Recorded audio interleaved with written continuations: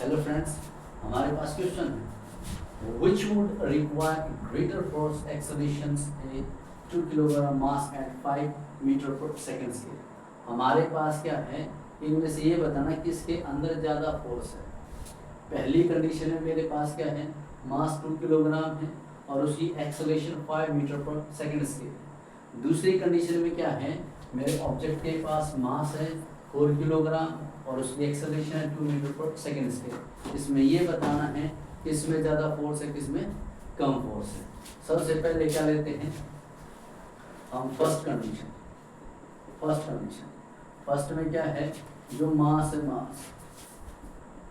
मास हमारे पास है 2 kilogram. Yes, हमारे पास एक्सेलरेशन कितनी है, 5 मीटर सेकंड स्पीड। यस, और हमें क्या फाइंड करना है, F1 यानी फर्स्ट कंडीशन के लिए जो फोर्स है वो फाइंड करना है। तो जो फोर्स का फॉर्मूला आता है, फोर्स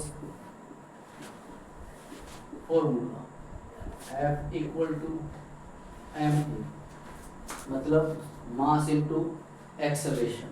तो हमारे पास F इक्वल टू मास हमारे पास कितना है, फर्स्ट कंडीशन में 2 किलोग्राम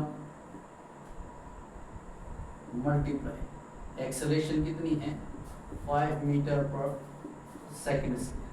तो मेरे पास जो फोर्स आया वो कितना, 5 टू 10, और फोर्स की जो ऐसा यूनिट होती है वो क्या होती है, न्यूटन। तो मेरे पास जो F1 है वो कितना आ गया, मेरे पास 10 न्यूटन।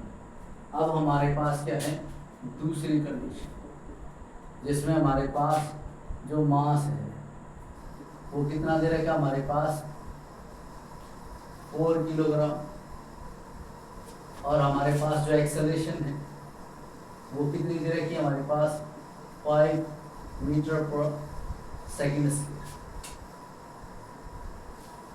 5 मीटर पर सेकंड स्केल नहीं, हमारे पास है 2 मीटर पर सेकंड स्केल। और हमें क्या फाइंड करना है, F2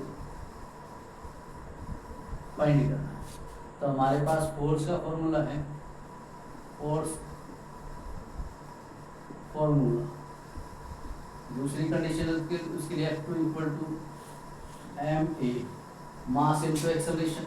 तो मेरे पास क्या हो गया, F2 इक्वल टू मास हमारे पास कितना दे रखा है, 4 किलोग्राम, और हमारे पास एक्सेलरेशन है 2 मीटर पर सेकंड स्केल। तो हमारे पास F2 जो फोर्स है वो कितना हो गया, 8 न्यूटन, क्योंकि फोर्स की जो ऐसा यूनिट होती है वो न्यूटन होती है। और हमने ये बताना था कि जो कौन सा फोर्स ज़्यादा है, तो हमारे पास F1 का फोर्स ज़्यादा है इससे, F2 से, क्योंकि हमारे पास F1 कितना 10 न्यूटन और F2 कितना है 8 न्यूटन। तो इसलिए हमारे पास F1 ज़्यादा है किससे, F2 से। तो F1 का फोर्स F2 के फोर्स से ज़्यादा है। Thank you.